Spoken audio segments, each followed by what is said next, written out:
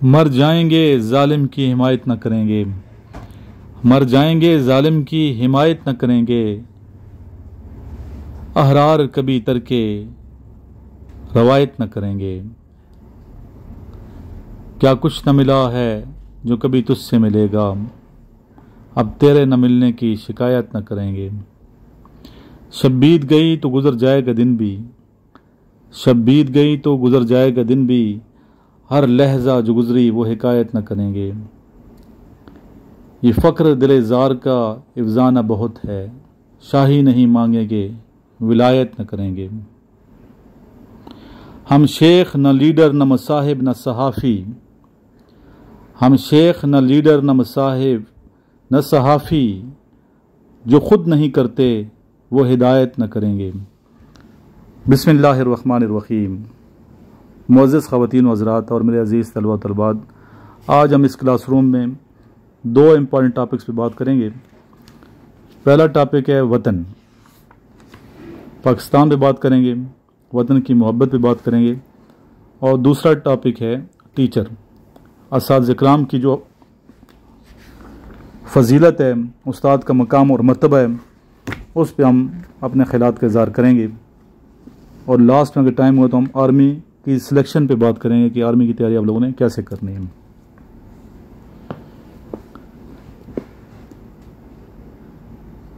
इस दुनिया की तख्लीक से पहले और इस पर अपनी हुक्मरानी करने वाले लोगों को पैदा करने से पहले रब्बे कायनात तमाम इंसानों, फरिश्तों और नबियों से सवाल करता है, क्या मैं तुम्हारा रब नहीं हूँ? क्या मैं तुम्हारा रब नहीं हूँ? तमाम अरवाह ने बुलंद आवाज़ से जवाब दिया, हाँ तू ही हमारा रब है।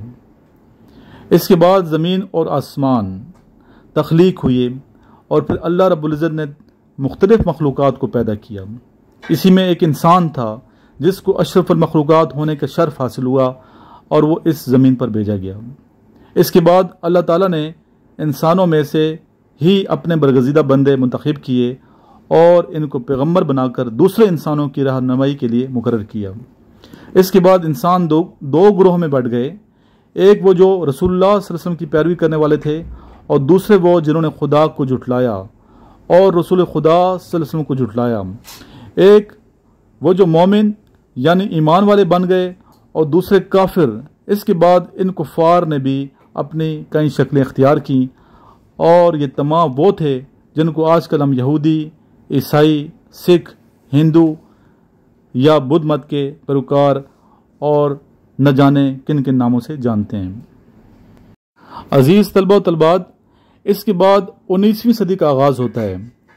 इन्हीं कुफ़ार में से एक ग्रोह बरसगीर पाक व हिंद में आता है और मुसलमानों को अपना ग़ुलाम बना लेता है। वो लोग जिन्होंने दुनिया को तारीकी से निकाल कर रोशनियों में घर बनाने का रास्ता दिखाया और इसके बाद मुसलमानों ने इनसे निजात हासिल करने के लिए अपने एक रहनुमा के नक्श कदम पर चलती हुई अंत तक कोशिशें की थीं। वो रहनुमा थे कायद आज़म मोहम्मद अली जिन्ना रहमतुल्लाह अलैह। और आखिरकार 14 अगस्त 1947 को एक मुल्क पाकिस्तान दुनिया के नक्शे पर नमदार हुआ। यही वो मुल्क है जिसकी हम और आप बाशिंदे हैं। इस मुल्क को हासिल करने के लिए लोगों ने अपनी जानों की कुर्बानी दी, माओं ने अपनी जवान औलाद कुर्बान की। कितनी ही औरतों के सुहाग इस दुनिया से चले गए, कितने ही बच्चे और बच्चियां ऐसे थे जो यतीम हुए। आखिर किस लिए? इस मुल्क खुदादाद पाकिस्तान के लिए, क्योंकि वो इसको अपना घर समझते थे। जी हाँ, क्योंकि वो तमाम लोग अपनी ज़िंदगियों को अल्लाह ताला और रसूल खुदा सल्लल्लाहु अलैहि वसल्लम के बताए हुए तरीके से गुजारना चाहते थे और इसी मकसद के लिए उन्होंने कुर्बानियाँ दी और मुल्क खुदादाद पाकिस्तान हासिल हुआ, जो कि इनका घर था, हमारा घर है। और हम इसके साथ क्या कर रहे हैं? हमारे आने वालों का घर है। ऐसा नहीं कि इस घर में सिर्फ एक शख्स रहता है, बल्कि इस घर के अंदर मुख्तलिफ खदोखाल और मुख्तलिफ नस्लों के रहने की जगह है, क्योंकि इसके लिए सब ने कुर्बानी दी। ये बात तो सब लोगों के इल्म में है कि एक ही घर में जैसा कि ख़ानदान और मुल्क में मुख्तलिफ किस्म के लोग रिहाइश पजीर हैं, कुछ अच्छे होते हैं और कुछ बुरे। मगर क्या करें कि हमारे इस घर को किसकी नज़र लगी? अच्छे तो बहुत मुश्किल से नज़र आते हैं, लेकिन बुरे लोग हर जगह देखे जा सकते हैं। क्या हुआ कि हमारे इस घर के अंदर कुछ ऐसे अफराद आ गए जिन्होंने अपने ही भाइयों को मारना शुरू कर दिया और वो भी अल्लाह के नाम पर। ये किस किस्म के लोग हैं कि मुसलमान होते हुए अपने घर में रहने वाले दूसरे बहन भाइयों को मारते हैं इस्लाम के नाम पर, जो कि दीन फितरत है, जिसमें एक इंसान का कत्ल पूरी इंसानियत का कत्ल तस्वर किया जाता है, क्योंकि इन लोगों को अपने अलावा किसी का ख्याल नहीं होता। मुअज़्ज़िज़ ख़वातीन व हज़रात, इस जन्नत के टुकड़े में ऐसे लोगों की वजह से जगह जगह दबे नमूदार होना शुरू हो गए हैं। इस जन्नत में जगह जगह खून की होली खेली जाने लगी और नतीजा ये निकला कि इस घर के अफराद में नाइतफाकी ने जन्म लिया और चारों तरफ आग ही आग नजर आने लगी। इन लोगों को कोई क्यों नहीं बताता कि ये ज़िंदगी जो कि अल्लाह ताला से उदार मांग कर लाए थे, इस मकसद के लिए कि इस कुकरे अर्ज पर आकर दूसरों से जीने का हक छीनने और दूसरों की ज़िंदगियों को मुश्किलात का गढ़ बना दें। माओं से इनके बेटे, औरतों से इनके खामन और मासूम बच्चे बच्चियों से इनके वालिद को छीन ले और वो सारी ज़िंदगी आंसू बहा कर गुजार दें। और जब एक दिन मौत का फरिश्ता आए तो अपनी ज़िंदगी इसके हवाले कर दें। वो लोग जो कि नफ्स अमारा के शिकार हैं और शैतान ने इन पर अपनी गिरफ्त सख्त कर ली, वो कलमा हक तो कहते हैं मगर इस पर अमल नहीं करते, खुद को दिन इस्लाम का पैरोकार तो कहते हैं मगर इस्लाम की फितरत के मुताबिक कुछ नहीं करते। ये कौन लोग हैं जो मेरे घर, मेरे प्यारे पाकिस्तान को जला रहे हैं? कौन सी कुव्वतें हैं जो कि इस मुल्क के खुदादाद को अपनी गिरफ्त में लेना चाहती हैं? इसका एक ही जवाब है, साम्राज्य कुव्वतें। अजीज तलबा तलबात, वो जो अल्लाह के रस्ते से हटी हुई हैं, दुनिया में तबाही बर्बादी का समा की हुई हैं, वो ऐसा क्यों कर रहे हैं? आखिरकार क्या हुआ कि उन्होंने अपनी ज़िंदगी का खात्मा किया और अपने ही घर को जलाया, अपने साथियों बहन भाइयों की ज़िंदगियाँ भी ख़त्म की? आखिर किस लिए? इन सब लोगों से यही कहना चाहता हूँ, यही कहूँगा, दिन ज़िंदगी के यूं ही गुजर जाएंगे, दिन ज़िंदगी के यूं ही गुजर जाएंगे। आज हम हैं तो कल नए आएंगे। और ये किस लिए ऐसा करते हैं? अपने प्यारे वतन पाकिस्तान को ही जलाकर साम्राज्यी कुव्वतों को खुश कर रहे हैं, इस घर को नेस्तमूद कर रहे हैं, जो सिर्फ इन्हीं का नहीं बल्कि हज़ारों लाखों नहीं करोड़ों ऐसे लोगों का है जो कि इसमें रहना चाहते हैं और अपनी ज़िंदगियाँ अल्लाह और रसूल खुदा सल्लल्लाहु अलैहि वसल्लम के बताए हुए उसूलों के मुताबिक गुजारना चाहते हैं। ए वतन तूने पुकारा तो लहू खोल उठा, ए वतन तूने पुकारा तो लहू खोल उठा, तेरे बेटे तेरे जानबाज चले आते हैं, तेरी बुनियादों में है लाखों शहीदों का लहू, तेरी बुनियादों में है लाखों शहीदों का लहू, हम तुझे गंजे द्वालम से गिरा पाते हैं। सरफरोशी की तमन्ना अब हमारे दिल में है, सरफरोशी की तमन्ना अब हमारे दिल में है, देखना है जोर कितना बाजुए कातिल में है, देखना है जोर कितना बाजुए कातिल में है। वतन की रेत ज़रा एड़ियाँ रगड़ने दे, वतन की रेत ज़रा एड़ियाँ रगड़ने दे, मुझे यकीन है कि पानी यहीं से निकलेगा। वतन की पासबानी जानो ईमा से भी है अफजल, वतन की पासबानी जानो ईमा से भी है अफजल, मैं अपने वतन की खातिर कफन भी साथ रखता हूँ, मैं अपने वतन की खातिर कफन भी साथ रखता हूँ। जी बेटा, अभी हम बात करेंगे उस्ताद के मकाम पे, उस्ताद की अज़मत पे, उस्ताद के दर्जे पे, उस्ताद के मर्तबे पे। हकीकत की नज़र से देखा जाए तो उस्ताद की हैसियत, अहमियत और मकाम मुसल्लम है, क्योंकि उस्ताद मेमार कौम है। उस्ताद ही नो नहा लाने कौम की तालीम व तरबियत का ज़रिया होता है। उस्ताद ही कौम के नौजवानों को उलूम व फ़नून से आरास्ता और पिरास्ता करता और इस काबिल बनाता है कि वो मुल्क कौम की ग्रां बार जिम्मेदारियों से ओहदा बरा हो सकें। उस्ताद जहाँ नौजवानों की अखलाकी, रूहानी और दीनी तरबियत करता है, वहाँ वो इनकी मुख्तलिफ इल्मी, सियासी, फ़नी और पेशावराना महारतों का सामान भी करता है। वालिदैन बच्चे की जिस्मानी परवरिश करते हैं, जबकि उस्ताद के ज़िम्मे बच्चे की रूहानी तरबियत होती है। इस लिहाज से उस्ताद की हैसियत और अहमियत वालिदैन से किसी तरह कम नहीं, बल्कि एक लिहाज से इनसे बढ़कर है, क्योंकि उस्ताद जो है रूह को जिस्म पर फोकियत हासिल है और रूह की उस्ताद जो है परवरिश करता है, रूहानी वाले से तरबियत कर रहा होता है। रूह जो है जिस्म पर फोकियत रखती है। इकबाल का एक शेर है, शेख मकतब है एक इमारत घर, शेख मकतब है एक इमारत घर, जिसकी फितरत है रूह इंसानी। कुरान मजीद में देखा जाए, कुरान मजीद की रोशनी में अगर उस्ताद के मकाम मर्तबे के हवाले से बात की जाए तो कुरान मजीद में खुद अल्लाह ताला ने अपने आप को मुअल्लम करार दिया है। जैसे कि इरशाद होता है, तर्जुमे, अल्लाह जो निहायत मेहरबान है उसी ने कुरान की तलीम फरमाई। और एक और जगह इरशाद होता है, और अल्लाह ने वो सब कुछ तुम्हें सिखाया जो तुम नहीं जानते थे, और अल्लाह का फजल तुम पर बहुत बड़ा है। हदीस की रोशनी में अगर देखा जाए उस्ताद के मकाम पे, तो हुज़ूर अकरम सल्लल्लाहु अलैहि वसल्लम फरमाया, बेशक मुझे मुअल्लम ही बनाकर भेजा गया। इब्न अदी की रवायत है, तालिब इल्म के लिए उस्ताद के सामने खुशामद जायज़ है, इसके अलावा और कहीं जायज़ नहीं। तेरे 3 बाप हैं, एक वो जो तुझे अदम से वजूद में लाया, दूसरा वो जिसने तुझे अपनी बेटी ब्याह कर दी, और तीसरा वो जिसने तुझे इल्म की दौलत से मालामाल किया। सहाबा किराम के कौल फ़ेल को मद्देनज़र रखते हुए आइए अब हम उस्ताद की अहमियत और मकाम पर बात करते हैं। मौला अली करमुल्लाह वजह का कौल है, जिसने मुझे एक हर भी सिखाया मैं उसका ग़ुलाम हूँ। हज़रत ज़ैद बिन साबित रज़ी अल्लाह तआला अन्हु कातिबे वही एक जनाजे से वापस होने के लिए अपनी सवारी पर सवार हुए। हज़रत अब्दुल्ला बिन अब्बास रज़ी अल्लाह तआला अन्हु ने इनके घोड़े की रिकाब पकड़ ली और साथ साथ चलना शुरू कर दिया। उन्होंने कहा, ए रसूल खुदा सल्लल्लाहु अलैहि वसल्लम, ए रसूलल्लाह, अल्लाह के चचा ज़ाद भाई रिकाब छोड़ें। हज़रत इब्न अब्बास रज़ी अल्लाह तआला अन्हु बोले कि हमें हुक्म दिया गया है कि आलमों और बड़ों की ताज़ीम इस तरह करें। यह सुनकर हज़रत ज़ैद रज़ी अल्लाह तआला अन्हु ने हज़रत इब्न अब्बास रज़ी अल्लाह तआला अन्हु का हाथ चूम लिया और फरमाया, हमें हुक्म दिया गया कि रसूल खुदा सल्लल्लाहु अलैहि वसल्लम के घर वालों का एहतराम इसी तरह करें। इताअत और फरमाबरदारी उस्ताद का अवलीन हक है, और तारीख़ गवाह है कि जिन कौमों में उस्ताद की इताअत का जज्बा मुअज़्ज़म रहा है, उन्होंने ही अपने उरूज की दास्तानें करमन की हैं।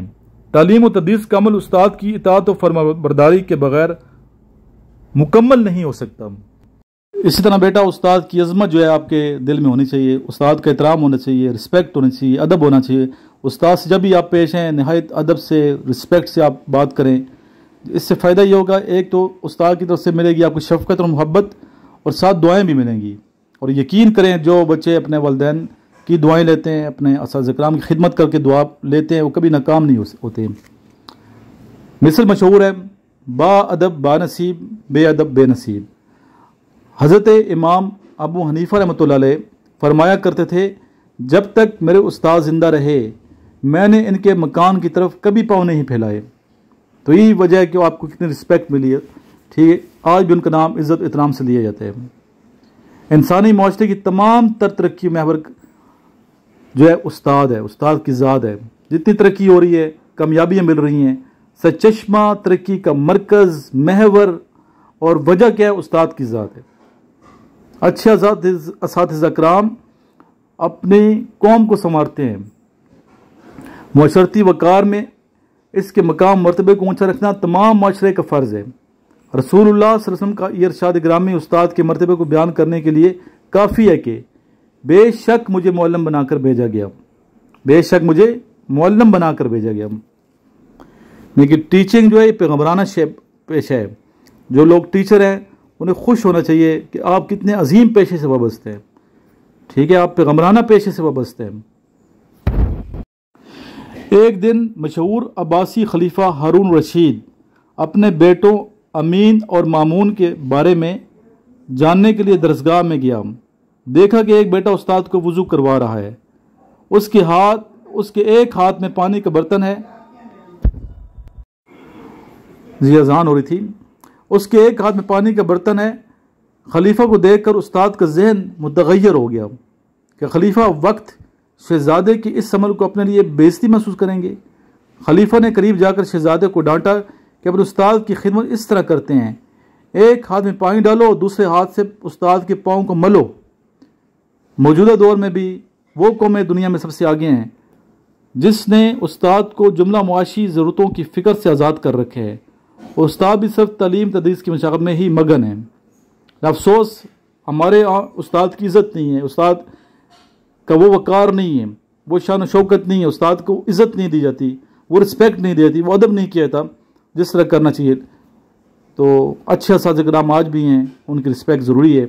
अच्छे असातिज़ा किराम इज़्ज़त करनी चाहिए, बल्कि हर उस्ताद जो आपको एक लफ्ज़ भी सिखाता है, मौला अली का कौल है कि मैं उसका ग़ुलाम हूँ। तो हर उस्ताद की इज़्ज़त करें, उस्ताद की इज़्ज़त करेंगे आप इंशाअल्लाह ताला ज़िंदगी आपकी सुकून से बसर होगी। ये तो थी आज की बातें। वतन पे मैंने बात की, उस्ताद की अज़मत में मैंने बात की। अभी हम थोड़ी सी अपनी रूटीन बताएंगे कि हमारी एकेडमी में क्या रूटीन चल रही है, ताकि जो वीडियो बन रही है देखने वाले जो हमारे स्टूडेंट्स हैं उनको भी थोड़ी सी आगाही और इल्म हो कि यहाँ जो बच्चे आते हैं किस तरह कामयाब होते हैं और रूटीन कैसी है। देखिए, सुबह मैं उठता हूँ ख़ुद तकरीबन 2:30 बजे, 2:30 में उठ जाता हूँ यहाँ, और अपने स्टूडेंट को जगाता हूँ 3:30 बजे। 3:30-4 बजे हमारे जो स्टूडेंट्स हैं एकेडमी के, जो इधर हॉस्टल में रहते हैं, वो सारे के सारे स्टूडेंट बेदार हो जाते हैं, उठते हैं। 4:30 बजे हम जमात करवाते हैं, बल्कि बाद में ख़ुद जमात करवाता हूँ, बच्चे भी जमात करा देते हैं।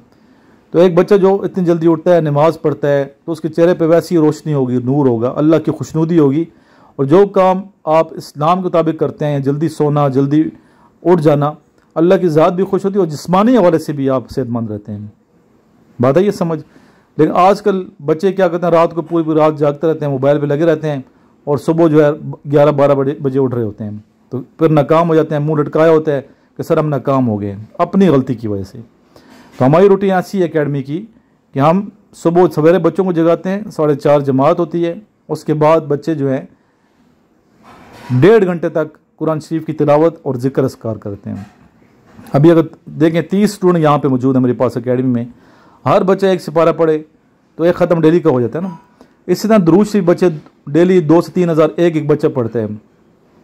तो 30 बच्चों 3,000 दुरूद शरीफ अगर एक बच्चा पढ़ रहा है डेली, तो कितने हज़ार दुरूद शरीफ हमने पढ़ा? तकरीबन 1 लाख। अगर दिन का आगाज़ हम एक ख़त्म से करें और 1 लाख दुरूद शरीफ से करें, तो आप क्या समझते हैं कि ये बच्चे हमारे जो आते हैं नाकाम होंगे? कभी भी नाकाम नहीं होंगे। उसके बाद ये बच्चे 6 बजे तैयार होके 6-6:15 तक ट्रैक सूट में, ट्राउज़र शर्ट में, जो भी ड्रेसिंग होती है, सर्दियों में ट्रैक सूट, ज़रा ठंड होती है, और गर्मियों में ट्राउज़र टी शर्ट पहन के आ जाते हैं। मैं खुद इनके साथ जाता हूँ, ये नहीं कि मैं बच्चों को भेज दूँ और ख़ुद अपने कमरे में रेस्ट करता हूँ, ऐसा कभी भी नहीं होता।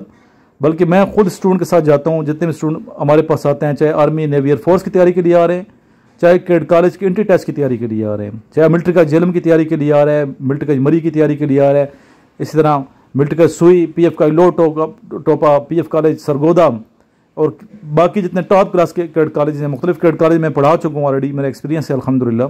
तो बच्चों को हम तमाम जितने मेरे एक्सपीरियंस है 10-12 कैड कॉलेज के मद्देनज़र रख के, कि वहाँ भी रूटीन मैं सेट करता था मुख्तलिफ कॉलेज़ में, तो उनकी रूटीन को मद्देनज़र रखते हुए, फिर मुख्तलिफ एक्सपीरियंसेस को मद्देनज़र रखते हुए मैं उनकी ग्रूमिंग करता हूँ, ट्रेनिंग करते हैं हमारे टीचर्स, और मिल के इंशाअल्लाह ताला हम चाहते हैं कि हमारी कौम के जो ये बच्चे हैं, इनका मुस्तकबिल जो है वो संवर जाए। अल्हम्दुलिल्लाह दूर दराज से बच्चे आते हैं, कोयटा कराची से आते हैं बच्चे, और रहते हैं हमारे पास, रहते हैं। छोटे छोटे बच्चे मेहनत कर रहे हैं। एक बच्चा डेली मरीज से आता है मेरे पास, उसके हवाले से डेली लोड टोपों से लाते हैं और वापस मोटरसाइकिल पे ले जाते हैं। कितनी मेहनत कर रहे हैं, क्या आप समझते हैं वो बच्चा नाकाम होगा? कभी भी नाकाम नहीं होगा। 2 घंटे पर हम एक्सरसाइज करवाते हैं, और एक्सरसाइज भी बड़े माशाल्लाह सीनियर लोग, हमारी खुशकिस्मती है, एक मर्चेंट नेवी की कैप्टन है, हमारे दोस्त हैं, तो उन्होंने एक योगा क्लब बनाया हुआ है मिलिया पार्क में, तो वहाँ हम एक्सरसाइज करते हैं। कभी हम नवाज शरीफ पार्क में करते हैं, जो इकबाल पार्क के नाम से मशहूर है, कभी हम इस्लामाबाद चले जाते हैं, ठीक है, कचनार पार्क, वहाँ जाके हम करते हैं, एक्सरसाइज करते हैं। कभी हम मुख्तलिफ दीगर जो पार्क्स हैं रावलपिंडी के, वहाँ जाके जगह इसलिए चेंज करते रहते हैं ताकि हम बोर ना हो एक ही जगह पे। डेली 1.5 घंटे से लेके 2 घंटे तक हमारे जो बच्चे हैं वो एक्सरसाइज करते हैं। फिट होंगे कि नहीं होंगे? इंशाल्लाह फिट होंगे। उसके बाद थोड़ा सा उन्हें ब्रेक दिया जाता है नाश्ते के लिए, नहाते हैं, फ्रेश होते हैं, फिर प्रेप पे बैठ जाते हैं। 10:30 बजे मेरे पास क्लास रूम में आ जाते हैं। 10:30 से लेके 1 बजे तक हम स्टडी करते हैं, यानी कि यहाँ प्रेप भी होती है, स्टडी भी होती है, सेल्फ स्टडी भी होती है, बच्चे एक दूसरे सिखाते हैं। ये इसलिए बता रहा हूँ, जो बच्चे वीडियो देख रहे हैं उनको अंदाज़ा हो कि हमारी रूटीन कैसी चल रही है। 1 से लेके 2 तक नमाज ज़ोहर का वक्फ़ा होता है, और प्लस जी बिल्कुल ऐसे ही है, नमाज ज़ोहर का वक्फ़ा होता है, और उसके बाद हम वक्फ़ा करते हैं लंच का, ठीक है, लंच का वक्फ़ा होता है। लंच के वक्फे का 2 से लेकर 3 तक बच्चे फिर सेल्फ स्टडी पे बैठ जाते हैं। 3 से लेकर 5 तक इंग्लिश स्पोकन की क्लास होती है। असर की नमाज के बाद से लेके 7 बजे तक या रात 8 बजे तक हमारी क्लास चलती है, जो खुद मैं लेता हूँ, पढ़ाता हूँ। और इसमें हम फोर्सेस की तैयारी कराते हैं, कैडेट कॉलेज की एंट्री टेस्ट की तैयारी करवाते हैं और भरपूर तरीके से हम तैयारी करवाते हैं। साथ हमारे मैडम भी होती हैं, वो भी पढ़ाती हैं माशाल्लाह। और हमारे जो बच्चे हैं स्टेप हर चीज़ सीखते हैं, लिखना भी सीखते हैं, बोलना भी सीखते हैं, ड्रेसिंग भी उन्हें आ जाती है, फिजिकल फिटनेस भी सीखते हैं, मेडिकल भी उनका किया जाता है। तो हर हवाले से मेरी ये कोशिश होती है कि हमारा जो बच्चा यहाँ आए कामयाब हो। शुरू में हम मेडिकल करते हैं और ऐसा बच्चा जो मेडिकल अनफिट है उनको मैं नहीं रखता, क्योंकि इसी से हमने फीस नाजायज़ इस तरह नहीं लेनी। ठीक है, पहले देखते हैं आया ये मेडिकल फिट है कि नहीं। अगर मेडिकल ऐसा कोई इशू हो जो फिट ना हो तो उसको हम अपनी अकेडमी में नहीं रखते, उससे क्लियर बता देते हैं कि बेटा आप जाएं, आप आर्मी में सेलेक्ट नहीं हो पाएंगे। ठीक है, फिर CMA से मजीद हम उसे रेफ़र करते हैं कि सर्जन के पास, वहाँ जाके बच्चा अपनी तसल्ली करता है और फिर हम उसे अपनी अकेडमी में रखते हैं। और जो बच्चे यहाँ से पढ़ गए उन्हें पता है कि सर इमरान कितनी मेहनत कर रहे हैं, तो माशाल्लाह आप मेहनत करोगे, दिन रात एक करोगे। फीमेल्स भी आती है मेरे पास पूरे पाकिस्तान से। अगर आप मेहनत करेंगे, दिल लगा के मेहनत करोगे तो कामयाब हो जाएंगे। इस तरह मेरे नोट्स होते हैं जो पूरे पाकिस्तान से बच्चे मंगवाते हैं, हर बच्चे ने तक भी मेरे नोट्स लिए हैं। PMA लॉन्ग कोर्स अभी इंशाल्लाह ये सितंबर के एंड पे या अक्टूबर के स्टार्ट में आ जाएगा, 155 लॉन्ग कोर्स। इस तरह एजुकेशन कोर में जो IC कोर्स है DSSC के थ्रू जो बच्चे जाते हैं, और इस तरह LCC के जो कोर्स हैं फीमेल जाती हैं BS के बाद, तो वो भी कोर्सेज जल्दी आने वाले। अभी से आप लोग प्रिपरेशन करें। फिर बच्चे ये पूछते हैं कि कितनी तैयारी, कितने महीने की तैयारी है, तो कम से कम आप 3 से 6 माह तैयारी करें। कम से कम भी आप 3 से 6 माह अगर तैयारी कर रहे हैं तो इंशाअल्लाह ताला आप कामयाब होंगे। बल्कि मैं तो कहता हूँ 1 साल तैयारी करो। जो बच्चे FSC पास है, इंटर पास हैं, जिन्होंने इंटर कर लिए, तो BS में दाखिला लेने की बजाय अगर आपने आर्मी में ही जाना है तो मुसम्मम इरादे के साथ मेरे पास आए, BS में दाखिला मत लो। ठीक है, 5-6 महीने इधर लगाएं, तैयारी करें, इंशाअल्लाह अल्लाह ताला की ज़ात से अच्छी उम्मीद के साथ आएँ, बल्कि यकीन के साथ आएँ कि आप सिलेक्ट होंगे। ठीक है, फिर एक शेड्यूल के तहत मैं आपको यहाँ पे आपकी ग्रूमिंग की जाती है, ट्रेनिंग दी जाती है और आप अल्हम्दुलिल्लाह सिलेक्ट होते हैं। इसमें सिर्फ मैं खुद लेक्चर नहीं देता, बल्कि हमारे पास बड़े हाई लेवल के जो मोटिवेशनल स्पीकर्स हैं वो आते हैं, सीनियर्स लोग आते हैं, एक्स आर्मी ऑफिसर्स आते हैं। ठीक है, ब्रिगेड्स तक रैंक के लोग आते हैं और आके बच्चों को गाइड करते हैं, मोटिवेट करते हैं। अपने एक्सपीरियंस से बच्चे जो है ना उनसे मुस्तफ़ीद होते हैं, बल्कि मैं खुद बहुत कुछ सीखता हूँ। और देखें, उस्ताद तो कोई भी हो सकता है ना, ज़रूरी नहीं कि आप आर्मी सीनियर अफसरों के पास बैठ के सीखें। एक टैक्सी वाला, एक रिक्शे वाला, ठीक है, एक आम रेडी वाला आपको बहुत कुछ सिखाया जाता है। तो हर वक्त अपने आप को मैं एक तालिब इल्म समझता हूँ और मैंने अपने स्टूडेंट से बहुत कुछ सीखा है। 8वीं क्लास के बच्चे बहुत कुछ सिखा के चले जाते हैं। इसलिए अगर आपके अंदर एक शमा रोशन है इल्म हासिल करने की, तो इस शमा को जलते रहना चाहिए, इसको बुझना नहीं चाहिए, तशनगी बरकरार रहनी चाहिए। ये इल्म की प्यास जो है ये शदीद होनी चाहिए, ये कभी बुझनी नहीं चाहिए। ठीक है, जितना इल्म हासिल करेंगे उतना ही कम है। और मेरी कोशिश जितना मेरे पास नॉलेज है, जितना इल्म है मेरे पास, आगे डिस्ट्रीब्यूट किया जाए, तकसीम किया जाए, क्योंकि जो चीज़ तकसीम की जाती है वापस लौट के आती है। अगर आप खुशियाँ तकसीम करेंगे खुशियाँ आएंगी, गम तकसीम करेंगे गम आएंगे, इल्म तकसीम करेंगे तो इल्म आपके पास लौट के आएगा। लास्ट में आइए मिलके दुरूद शरीफ पढ़ते हैं और कसरत से दुरूद शरीफ पढ़ा करें। कामयाबी हासिल करना चाहते हैं तो बहुत ज़रूरी है कि आप डेली 1000 कम से कम दुरूद शरीफ पढ़ें। 5 वक्त की नमाज पाक साफ रहें, बावुज़ू में रहें और कसरत से दुरूद सलाम पढ़ा करें। आके नामदार सरवर कायनात रहमतुल्लिल आलमीन हज़रत मोहम्मद मुस्तफ़ा सल्लल्लाहु अलैहि वसल्लम से अटैचमेंट, मोहब्बत, अकीदत, उल्फत बहुत ज़रूरी है। जो शख्स रसूल से आशिक है कभी नाकाम नहीं हो सकता। तो आइए मिलकर दुरूद शरीफ पढ़ते हैं। अल्लाहुम्मा सल्लि अला मुहम्मद व आलिहि व इत्रतिहि बियदि कुल्ली मालूम लका जज़ल्लाहु अन्ना सय्यदना मुहम्मद सल्लल्लाहु अलैहि वसल्लम मा हुवा अहलु सल्लल्लाहु अलैहि वसल्लम। मेरा नंबर सारे बच्चे नोट कर लें, 033596916113। इस नंबर पे आप लोग रब्ता करें, व्हाट्सएप ग्रुप ज्वाइन कीजिए, नोट्स मंगाएं, पढ़ें, कोशिश करें फर्स्ट पीरियड पे या अकेडमी आने की। इंशाल्लाह एक अच्छा साफ सुथरा माहौल है और आप यहाँ बहुत कुछ सीखेंगे, ना सिर्फ मेरे से बल्कि आपस में जो ग्रुप है स्टूडेंट्स का, ये एक दूसरे को बहुत ज़्यादा हेल्प करते हैं, हेल्प आउट करते हैं, कोऑपरेशन करते हैं और बच्चे इस तरह एक दूसरे की सपोर्ट करते हैं और बच्चे सारे कामयाब हो जाते हैं। अगर आप दूसरे को सपोर्ट करोगे, कोऑपरेशन करेंगे तो इंशाल्लाह आप भी कामयाब होंगे। इस वीडियो का लिंक भी आप सदका जारिया की नीयत से आगे शेयर कर दें। अल्लाह ताला हम सबका हामी व नासिर हो। अल्लाह हाफिज़।